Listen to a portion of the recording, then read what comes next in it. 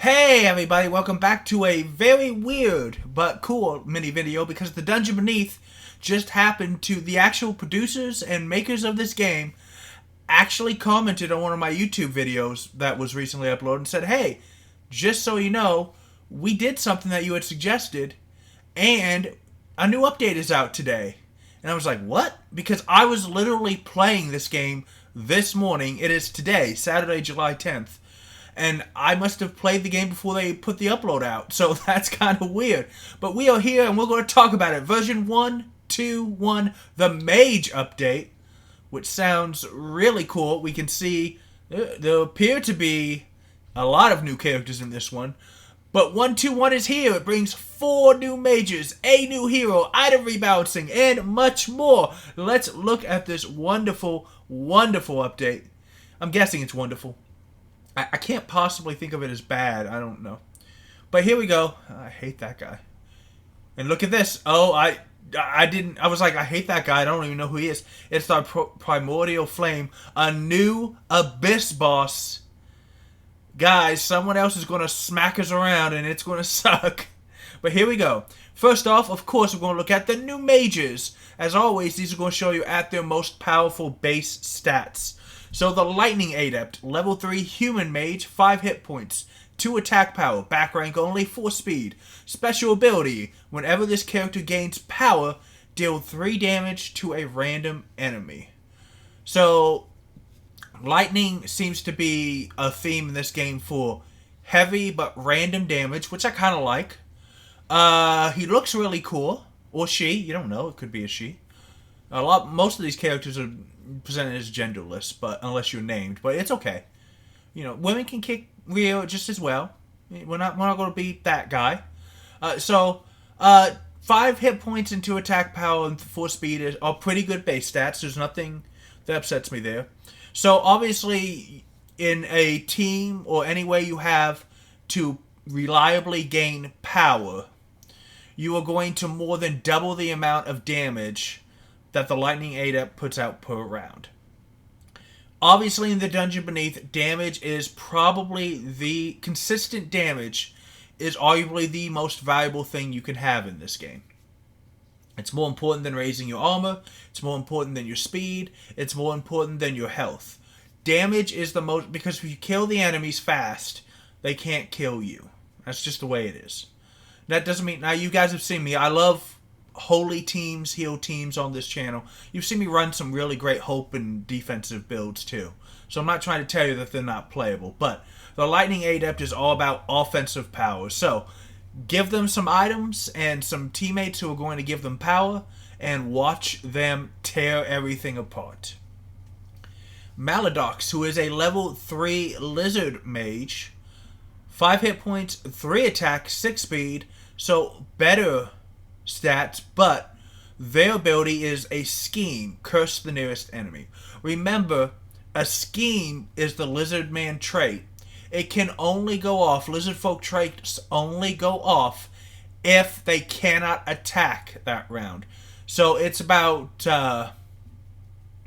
if you're paralyzed. I think if you're paralyzed, is the point of the key phrase scheme is if you do not attack that round. So you need to move them, shuffle them, curse the nearest enemy. So, first of all, really good base stats. Probably because it's an ability that you cannot use continuously round after round. But cursing an enemy means that the next hit that they take doubles the damage. I almost said triple. It would be awesome if it was triple. But it doubles the damage.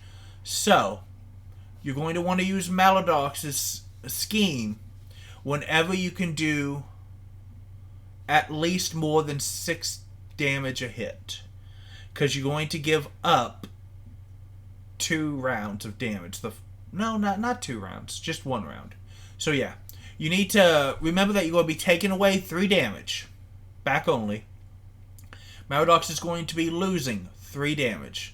So the hit needs to more than make up for those 3 points of damage.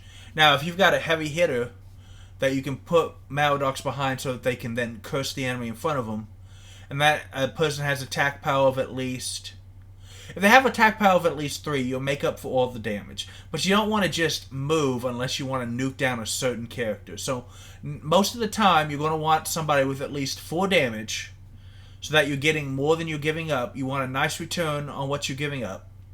It's useful. It's useful. It's also very good. Here's a thing. A lot of bosses and some of the end game bosses love to use confusion and move you out of position. If they're going to go ahead and move you out of position, you might as well use this. Imagine Abaddon or somebody else cursed and then getting hit on a 10, which is actually a 20. That's pretty good.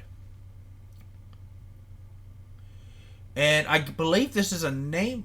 So is Maldox? Yeah, that's explained. Maldox is a named hero. That's why the stats are so good. Here's another named hero. We have Nangruel, the Alchemist, a level 3 dwarf mage. Looking very sinister there. That's 5 hit points, 3 attack, 2 speed. But very useful for mage teams. You can see right here, something that excites me right now. 5 hit points is decent for a mage. And also, no back only problem, which means that they can go anywhere you need. So if you need a couple more, I like that. If you want to build an all mage team, you have another option for a frontline fighter.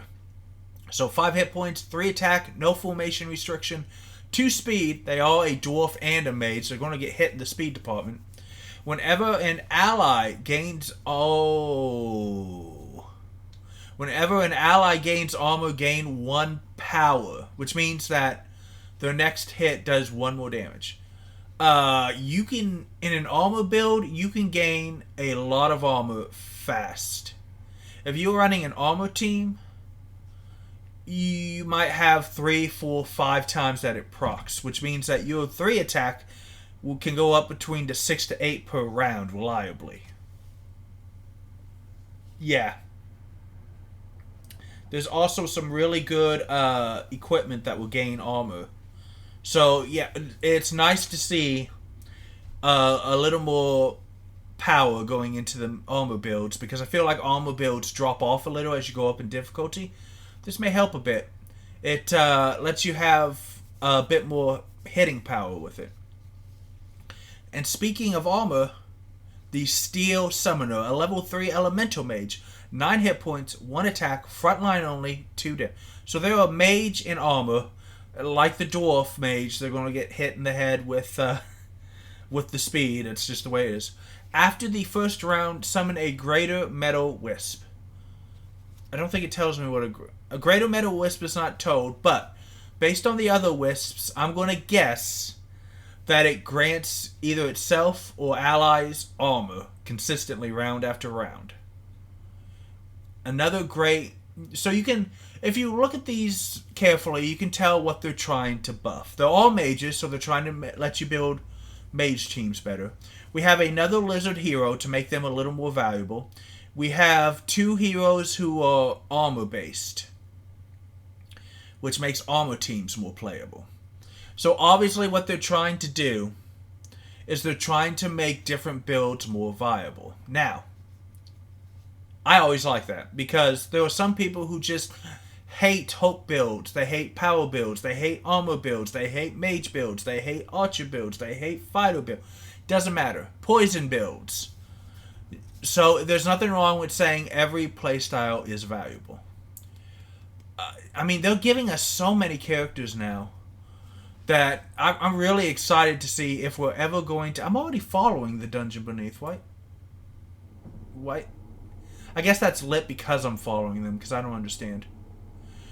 So, I'm really hopeful for, like, different formations eventually, bigger formations, all kinds of cool stuff. I love this game. You guys have seen me play it all the time. We just recently hit episode 100, baby. Don't know why I just called you baby, unless you like it, baby. But that is where we are right now. So mages get a major buff, lizards get a decent buff, armor builds get a huge buff. And so, Lightning Adept is going to be available throughout the game. Maladox is available at level 2. That's interesting. And Negril is unlockable, which means I'm going to have to gain XP, but I'm not. Gaining XP in this game is easy. Play and you gain it. But is that the first named character? Is that the first named character that is not a hero that you can get in level 2? That's interesting. Oh, I like that. Negro, you have to unlock, will be in level 3, and the Steel Summoner is available throughout. So I like that too, is that they're spreading these people. They're not just really endgame heavy. You'll be able to grab them. I don't know. The only thing I would worry about is if the Steel Summoner starts off at 0 attack. But I probably doubt that, because they've already got one armor character who starts at 0 attack, but as they level up, I think they gain base attack. So yeah, I'm pretty sure they'll probably just keep the 1 attack power throughout. And here's our new hero, Tazgin, the Ascended Summoner. I have no idea if I'm pronouncing this right. An elf hero, 5 damage, 1 attack, 1 speed. They're a hero, so formation restriction does not matter. If this character kills an enemy, summon a bone pile. Huh. Tazgin, the Ascended Summoner, is a variation of the basic hero. Tazgin can be unlocked through... So another unlockable. Interesting, though. If this character kills an enemy, summon a bone pile. So we know bone piles will turn into 1/3 skeletons. Is necromancy going to be a thing now? Is that another build we're going to be able to start doing? Because that's intriguing. That's very, very, very intriguing to me. Given the fact yeah, that's interesting. Because a bone pile has 1 health, but at the end, it doesn't do anything the first round it's summoned. At the end of the second round, it turns into a 1 attack, 3 health skeleton. That is interesting. We're going to keep an eye out on this. That is interesting. So, we have some character updates. We've updated some of the underused characters. The Divine Protector. Divine Protector is the guy in the golden armor with the mace. Now has the ability, whenever an ally is summoned, give them shield. Previously was death, give all allies shield at level 3. Designer's notes. While powerful in some fights, the original Divine Protector was underwhelming later on. Additionally, the original design didn't clearly fit into existing build. The updated design gives more options to summon-based builds. So, yeah.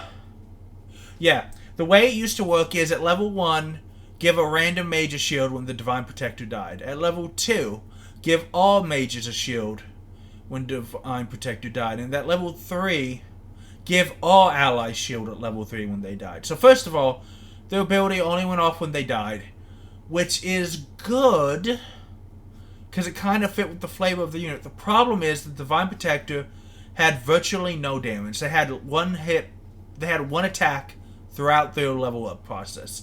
And why you would use them to protect mages, the problem is that they couldn't really protect very well, because they could only cancel 1 hit per person. And in most fights, that was useful, but that wasn't necessarily great. So it looks like they've pivoted the Divine Protector to be, okay, you're not going to fit into the Mage build anymore. Because now Mage builds have ton of options, and so no one was taking Divine Protector. Or if you did, you almost always were able to just replace them easily. So I kind of like this, because now what you can do is your summon builds can be more backline heavy. You put a Divine Protector in, and now you get a way to summon consistently. And now every time you summon, that summoned ally gets a shield, which means that, summoned units are supposed to kind of tank hits, even if they don't have the stats for it. So now it makes them infinitely better. So I would imagine Divine Protector is going to get to be seen a lot more, as long as we can remember that they are. We gotta remember that the Divine Protector. I'm skipping ahead. Excuse me. The Divine Protector is now for summon builds, not mage builds. But thankfully, you can always hold the cursor over and remember their skills. The Night Marksman can now be found at level 1.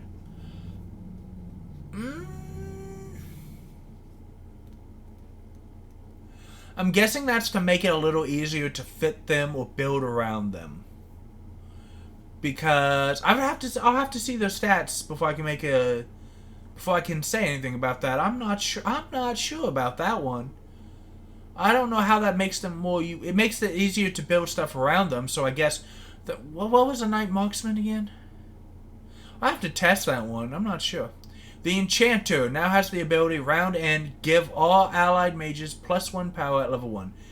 Previously only had give a random allied mage, but it's going to make him a lot better for mage builds and power builds. Because, you know, the Enchanter was pretty cool, but at level 1, if there was only 1 or 2 characters that you really wanted that power to go on, now you just... Especially if you have tons of mages in your build, you could give 4 or 5. You can give 4 to 5 if you run a 4 team of 6 slots. You can get 4 to 5 power. That's a lot of power. That's a huge increase in your damage output right there. So I expect enchanters to be picked a lot more. And Xandos the hero now starts with 1 attack up from 0. I always took Xandos when they were an option. But I can understand why people were not. Because they had no attack and low health. And why the crown lets you have 6 people instead of 4, it also penalized their HP. Which at higher levels is a bit harder. That makes Xandos more playable. So Xandos is more playable, but is he a lot more playable with that? I don't know. I feel like the characters are already nerfed pretty badly at New Game Plus Plus. And then if you run Xandos, they go down even more. His 1 attack is going to make it better because you're gaining some damage. It makes them more playable, yeah. I don't know how much more. It's obviously these guys have their stats and they can tell which characters they are not getting picked and who needs buffs. You can see they have very few debuffs, which means that they do a pretty good job. In this type of game, you need to do a pretty good job of releasing powerful characters but not overpowering characters. Because you don't want 90% of all builds to run with a single person. Because that means the build can only work with that person. Item updates. We have the new item, the Midas Belt. 5 gold. You lose 1 health, but you gain a gold at the start of battle. Very good if you put it on a fighter and you do it at close to, if not the very beginning of the run. Because there's like 3, 4, 5 fights each, so you'll gain more gold. Yeah, very good at the beginning of a run. You're not ever going to want to take it if you're already in the 3rd level because you're just not going to get your money's worth. But, you know, you invest a little gold early and you get a lot of gold throughout the game. The cost of the following items has been reduced. The Sanguine Wand goes from 4 to 3. Anti-Venom 4 to 3. Chainmail 7 to 6. Essence Vial 3 to 2. Green Scale Wand 6 to 4. That's a big one. So basically those are pretty... I recognize pretty much most, if not all of them. Those are decent items, but yeah, depending on which other items you see available. These would usually be at the end of a shopping thing. If I had the money, I'd go ahead and pick up one of these 5 items. By decreasing their cost, it tells me that we're pretty happy with the effect that this item gives you, but they're not getting picked enough in our testing. So what we have to do is we have to decrease... We're going to decrease the cost to make it easier to say, hey, I'll go ahead and I'll take this, and let you play around with it a little bit more. We also have updates to the following items. The Lifeblood Ring now gives 1 health and -2 speed, and also changed from 3 to... So that got a cost decrease, as well as... It already gave 1 health. I guess they made the speed debuff a little less. I run Lifeblood Rings. It's one of the things that you can spawn with after a long run, so... It's pretty good. It's pretty good. Yeah, I guess they took the speed debuff off it. Okay, if it kind of sucked if the if your speed goes to 0, then it really sucks. You have to go after and if your speed is negative, I don't even know if it's possible to get your speed down to negative, first of all. But you might not get to go if your speed, but you probably get to go. I don't think there's a way to decrease your speed. I think you have to be paralyzed to not go. The mirrored pendant now gives 1 health in addition to paralysis immunity. I like that. I would only pick up that pendant if I had 3 gold, which I believe is the cost. I didn't have any other options to take. I never took it. Paralysis immunity on a backline character. Was it mage only? I want to say it's mage only, but I'm not sure. But giving you a little bit of health as well is just going to help it. The Venom Shield. Now, this is one that I'm surprised actually got buffed. Now gives 4 health instead of 3. I just finished a run with a Venom Shield on. I love putting these on my Berserkers, because every time they take damage, they gain power. So I'm guaranteeing at least 1 round of power every single round. And then you just need to put on like a Doom Helmet or a Potion Belt or... Dang it, what's the new item? At the end of a round, at counter, there's I can't remember the name of the belt, but there's another belt that you can give where the person, every time they take a hit, they gain HP. If the Venom does damage, it counts as a hit. So you lose 1 damage, you gain the power, and then you gain 1 health. So literally your HP does not change, but you gain +2, +3 power, depending on how buffed your Berserkers. I love putting these shields on Berserkers. Do it. You will not be upset. Armored Gloves now has Battle Start gain 2. Yeah, I can see that. Especially because armor goes away at the end of each round, so you're only going to get the use out of 1. +1 armor meant you were decreasing the damage. +2 armor means that you're going to be canceling a lot of damage instead of just... So you're going to get a free round of being hit with +2 armor. That's another thing I used in my last run to do pretty well. To just not take damage at the beginning of the fight. It was pretty cool. And Noble Plate now has Death gain 2 gold. It used to be Noble Plate now had Death gain 1 gold. That is pretty good. I'm not going to lie, though, it's not useful. It's not very useful. Because you don't have taunt in this game. Where you hit is based on formation. The only person I would have really seen that useful on is the Divine Protector, whose ability only goes off when they die. Now, with that being said, it is useful because you put it on a human that either has Inexhaustible, so they can move around and tank hits, and that makes it more valuable for them to tank hits in case they die, or you just slap it on a tank. I would like to see the Noble Plate give you a little bit of health or a little bit of armor, too. Just to make... It's not a bad item. It's just... I would say it's definitely bottom of the rankings and what I would take with my play style. I just had a conversation with somebody on my comments. I said it's a conversation. They left a comment and I posted a comment about how you play differently than I do, but you still do pretty well. It's like, yeah, well, but that's the point of the game, is that there's tons of different builds and strategies you can build around. And I try to vary it up for you guys so you don't get bored. But yeah, Noble Plate, more gold is great. I just don't... In this game, it's so much more valuable to leave your people alive than to sacrifice them. It's good to get something out if they get knocked out, but it's not great. Enemy updates. Flit Featherbot now has counter gain 1, which is down for 2. Yeah, that's probably a good... Because if you had a weaker than average damage team, he would just start one-shotting characters because of his power gains. I can see that. And he's in the upper dungeon. It's the first third. You don't need to be gaining +2 power every hit in the top third of the... based on how the game balance goes. That's a good... I like that. I can see that being a good... Oh, you know what would be really... I'll save it for the end of the thing. But the underneath, the Wandering Orbs now target... Oh... one of the nearest enemies in any lane, rather than targeting randomly.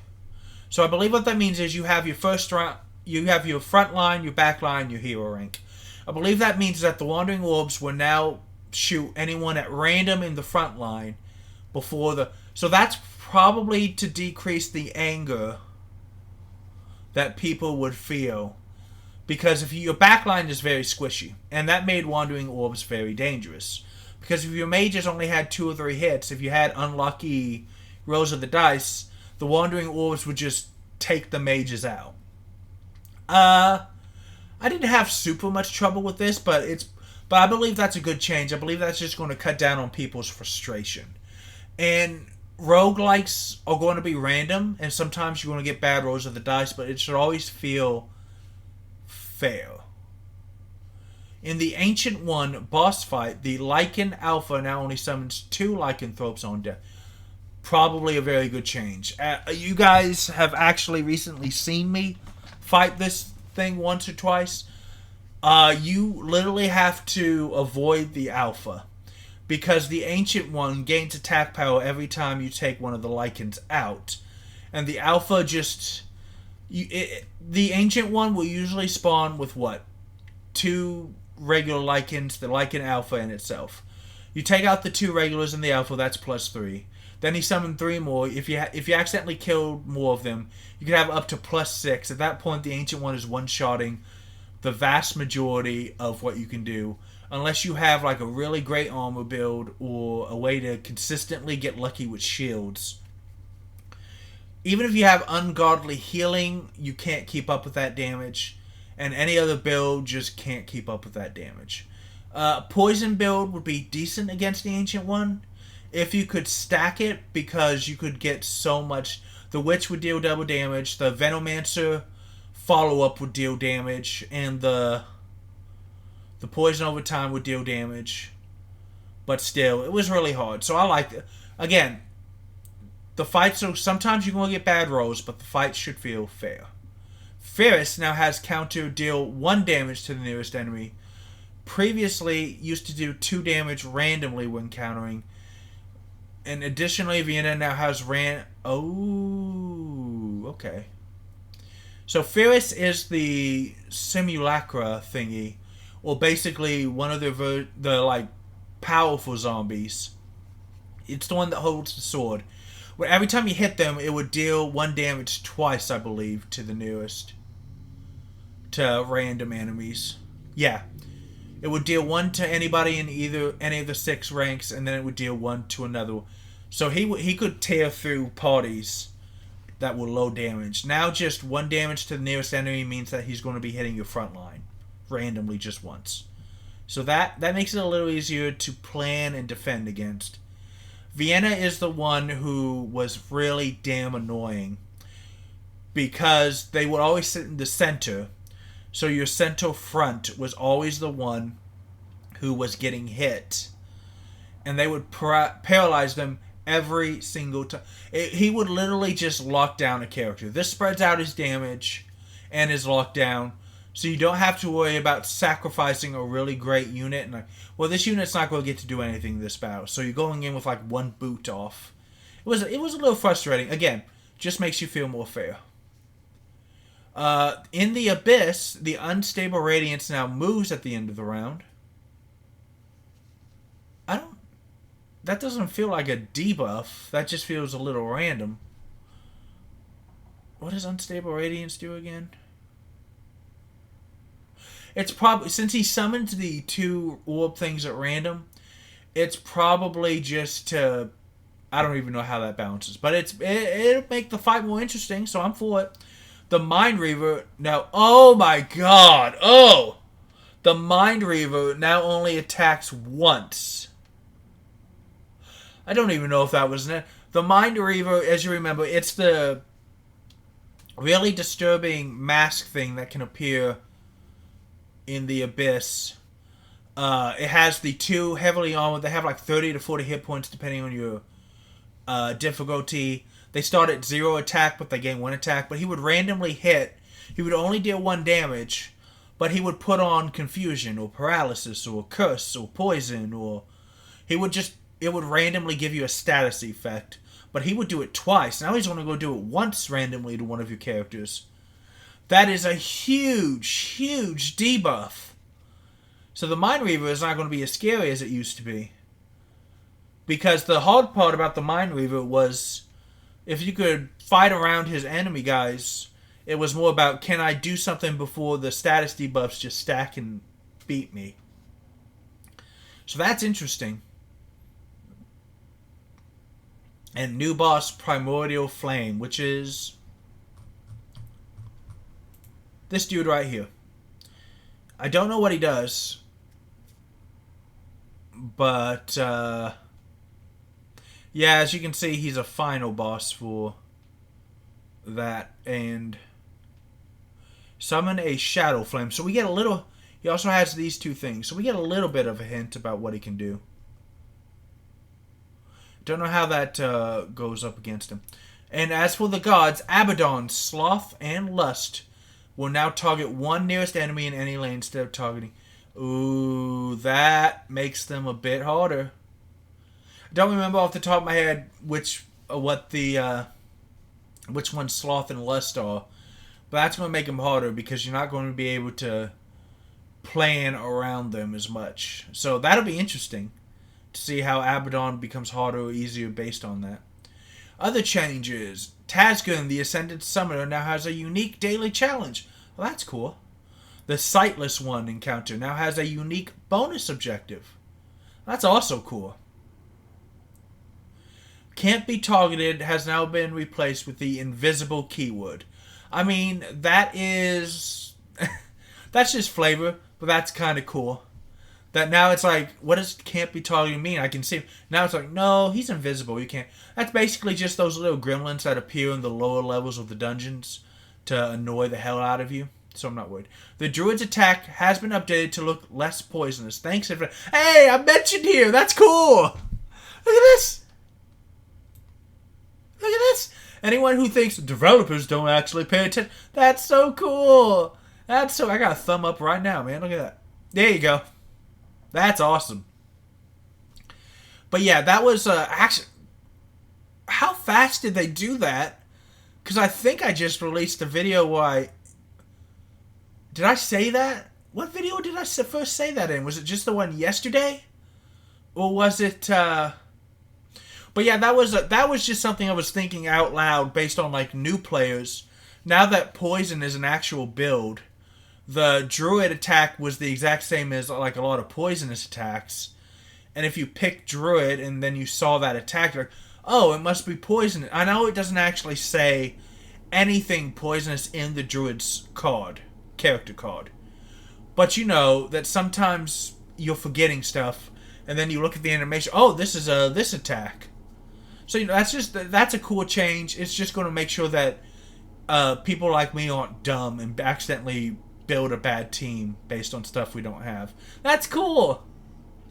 And then a couple of bug fixes. The Cursed Core Tip will now properly display in all settings. Winning daily challenges can unlock the next difficulty again. Thanks. I mentioned twice.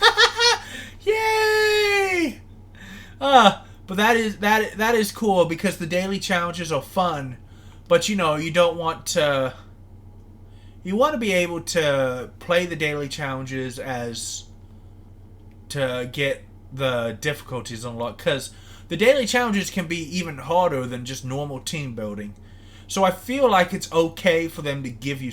And even when they give you really cool stuff, you still... They're putting restrictions on you most of the time. It's perfectly fine for it to unlock the next difficulty. Because that was something I definitely remember. We were on New Game Plus, and I won with the daily challenge, and I thought, yeah, next difficulty, plus. And then I was like, didn't we already unlock plus? What the hell? But that's cool. So we'll be mixing in more daily challenges now that I can use them to unlock the difficulty. And then selecting a hero, then refreshing the menu will now properly clear the selection. Thank you, Traz. Oh, I didn't even know that was a thing. See, look at that. That's really always look out and just be... You don't have to... Developers are good people, man. If you honestly say stuff, I think this, because of this... Because I'm pretty sure you guys just heard me thinking that. I was like, I feel like the druid attack looks poisonous now. I don't know if that's a good idea. Or it's like, you guys are stupid. The druid looks like he's poisonous. Woo! No one's going to respond to that. Give honest feedback of something you love, and change will happen. That is your daily hug for today. Daily hug coming soon to the Cows channel once I remember what the hell that is going to be about. No, it's probably not. Do we have any? We don't have any discussion yet. This was literally just posted not that long ago. But guys, what do you think about these? What do you think about these new characters, these balance changes? Most of the balance changes make it easier. I feel like the Abaddon change actually might make Abaddon harder. I mean, let's think about that for a second. Because here's the thing. If you've built a single portion of your front line to tank, it makes it harder. Because now he can only be hit 1 out of 3 times. However, here's the thing. Most of the time, you would have to move the frontline character off if he took too much damage. This spreads out Abaddon's damage, making it difficult for him to focus anyone. This is definitely a debuff, because overall it's a debuff. It can make certain builds a little harder against Abaddon, but now Abaddon has to go, with these 2 attacks, Abaddon has to go through your entire front line and your entire back line because targets one of the nearest enemies in any lane instead of targeting randomly. Wait. Yeah. So, in nearest enemies in any lane instead of random. Random means he can hit any of the 6 slots. Nearest enemies in any lane means he can hit of the 3 slots. So this protects your mages and your backline a bit better. It also means that if your front line collapses, but Abaddon's almost dead, he can't have a straight shot to your hero. He has to kill up to 3 characters in the back. Now, this is definitely a debuff on Abaddon. Again, certain builds will have a harder time against him now. Overall, this is helpful. Guys, like, comment, and subscribe. Let us know what you like, and we are still trying to get to 250 subs. Tomorrow, we're going to start a new game. Wait, no, it's Sunday. Excuse me. In the next couple of days, we're going to start a new game. I'm not actually sure what I'm going to be doing tomorrow. The Robot Wars 30th anniversary stream is on tomorrow. I'm honestly not sure if I'm going to record it and post my reaction because we can't play. The channel's not set up for Robot Wars. I also don't know how popular that would be. I would love to do it just because I just love Robot Wars, but it's only coming out for consoles. And I'm not set up to record a console. I don't even know how to set up to record a console because my console's in the living room and my computer that I do all this is in my personal room. So, it's on a budget, guys. That's what the Cows Gaming channel is. Thank you so much. I hope you guys are having a good weekend. And let's play some games, including more of this game that I'm just addicted to. See you soon.